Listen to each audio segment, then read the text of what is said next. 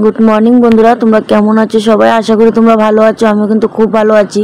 কোচবিহার ছোট্ট গ্রাম থেকে আমি ফোলন। আর এখন কিন্তু বন্ধুরা জানো না, 7:30টার মতো বাজে।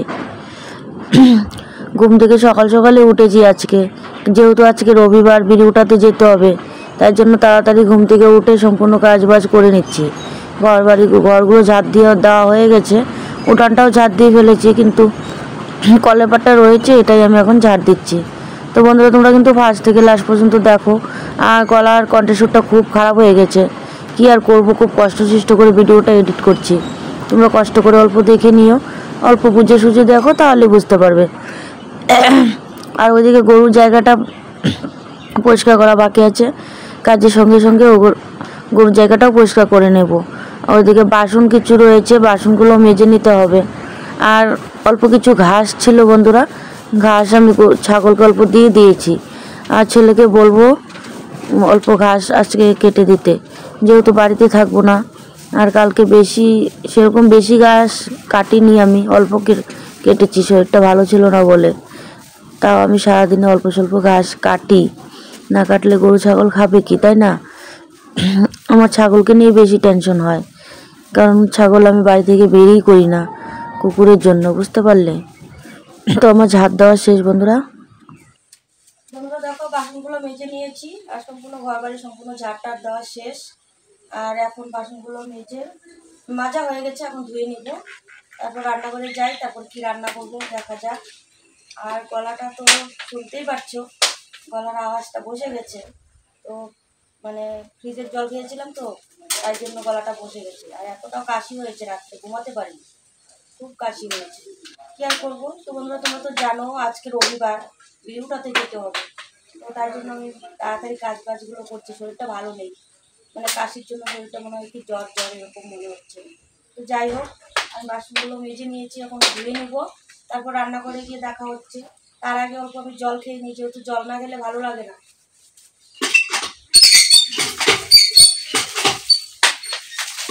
তোমরা অবশ্যই কিন্তু খালি পেটে জল খাবে, জল খাওয়া খুবই ভালো। খালি পেটে জল খেতে পারলে, আমি বলি তোমাদেরকে, তো জল অবশ্যই তোমরা কিন্তু খাবে খালি পেটে, বুঝতে পারলে?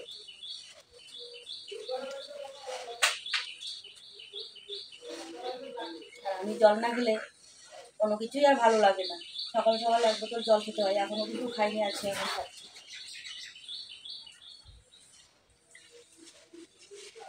আর তোমাদের দাদা ভাই সকাল সকাল ঘুম থেকে উঠে চলে গেছে, ঘরে কিন্তু বিড়ির পাতা নেই, পাতা আনতে গেল। পাতা নিয়ে আসবে, আজকে কিন্তু অনেকটা দেরি হয়ে যাবে বাড়ি থেকে বেরিয়ে যেতে অনেকটা দেরি হবে। কারণ কি বলতো, পাতা আনতে গেছে, তৈরি হয়েছে, তো ওখান থেকে আসবে, তারপর যেতে হবে। ততক্ষণ আমি রান্নাবাড়িটা করে নিই, রান্নাবাড়ি করে স্নান টান করে রেডি হয়ে যাবো।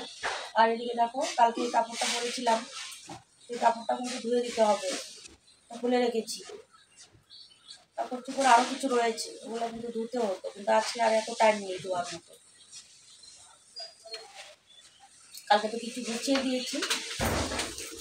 আর খাবো না জল, ভালো লাগছে না খেতে, গলাটা ব্যথা করছে তো, তাই জন্য গলাটা খুব ব্যথা করছে, তাই আর সম্পূর্ণ জল খেলাম না। পরে দেখা হচ্ছে বন্ধুরা। তো বন্ধুরা দেখো, আমি চাল ঝেড়ে নিচ্ছি, কারণ কি বলতো, চাল না ঝাড়া নেই। আর ভাতটা বসিয়ে দিয়েছি, হাঁড়িটা ধুয়ে নিয়ে বসিয়ে দিয়েছি, কিন্তু চাল ঝাড়া নেই, তাই জন্য আমি চাল ঝেড়ে নিচ্ছি। আর কি বলবো বলো, গলা দিয়ে তো আওয়াজই বেরোচ্ছে না, খুব কষ্ট হচ্ছে কিন্তু আমাকে কথা বলতে। আর এদিকে দেখতেই পাচ্ছ ছাগলের অবস্থা, মানে ছাগলও মানে চাল খাওয়ার জন্য না, দেখো কীরকম করে আছে, চালটা আমাকে ঝাড়তেই দিচ্ছে না, ও চাল খাবে মনে হচ্ছে। তো যাই হোক, আমার চাল ঝাড়া হয়ে গেছে। আমি এখন দেখো, আমি কবিতরকে অল্প ওই যে ভাঙা চালগুলো থাকে না, ঝাড়ার পর ওগুলো আমি কবিতরকে দিয়ে দিচ্ছি, কারণ কবিতরেরও খাবার হয়ে যাবে। যেহেতু প্রতিদিনই আমার কবিতরকে খাবার দিতে হয়, তো তোমাদেরকে তো আর দেখানো হয় না। তো দেখো, আমি আজকে দিয়ে দিচ্ছি, তোমাদেরকেও দেখালাম। দেখেছ, চাল ঝাড়া হয়েছে, কিন্তু চালের মধ্যে না অনেক ধান রয়েছে, তো ধানগুলো অল্প বেছে নিচ্ছি। আর ভাতে হয়তো জলে মনে হয় জাল উঠে গেছে, এখনও কিন্তু চালটা ধুতেই পারিনি। চাল ঝাড়া নেই, ভাঙিয়ে নিয়ে আসছিল, ঝাড়া আর হয়নি, তো পরে ঝেড়ে নিতে হবে, আজকে তো আর হবে না। তো ভালোই ধান আছে, ধানগুলো বেছে নিই। আর ওদিকে দেখো বন্ধুরা, দেখো কবিতরকে খাবার দিয়ে দিয়েছি, কবিতর খাচ্ছে কি সুন্দর, ভয়েতেও চলে গেল। তো বন্ধুরা দেখো এদিকে মাছ রয়েছে, মাছটাও কেটে নিতে হবে, অনেকটাই বড় মাছটা, কাটতে হবে। তারপর দেখা হচ্ছে রান্নাঘরে গিয়ে, কেমন? তো বন্ধুরা দেখো রান্নাঘরে চলে এলাম। তো মাছটার মধ্যে না ডিম ছিল, তো ডিমটা আমি বড়া করে নিচ্ছি। আর দেখো বড়া করছি ঠিকই আছে, খুব পাতলা হয়ে গেছে, আইডিয়াই করতে পারিনি, পাতলা হয়ে গেল। যাই হোক, এভাবেই করে নিই।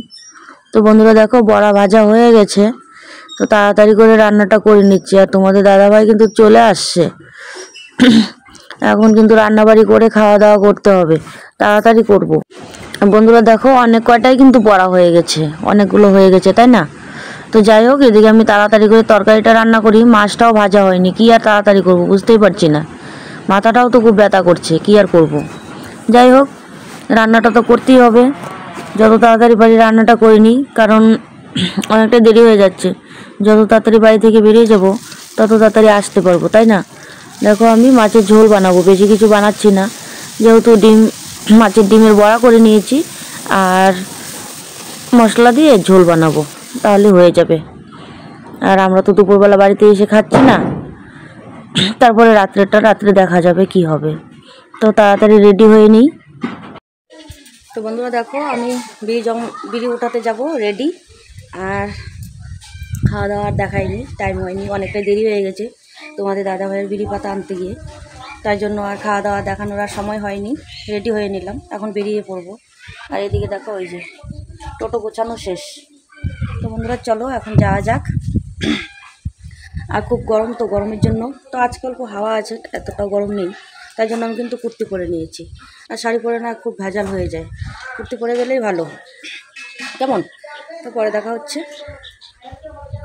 তো বন্ধুরা দেখো আমরা বাড়ি থেকে বেরিয়ে পড়লাম। এইদিকে দেখো মেয়ে গামছা টামছা নিয়ে টোটোতে উঠে যাচ্ছে, তো ও দোকান যাবে। তো সামনে তো দোকান আছে জানো, অবদান দিদিভাইয়ের বাড়ির সামনে, ওখানে যাবে, কিছু খাওয়ার জিনিস খেতে হবে তো, তাই না? তাই জন্য কিন্তু যাচ্ছে আমাদের সঙ্গে। আর মেয়েকে বললাম ছাগলের বাচ্চাগুলো অল্প দেখে রাখতে। আর দেখো বন্ধুরা, যেদিনই আমরা বিড়ি উঠাতে আসি তখনই দেখবে যে রেলগেট ফেলানো, কি আর করা যাবে, এমনিতেই দেরি হয়ে গেছে, আরও দেরি হচ্ছে।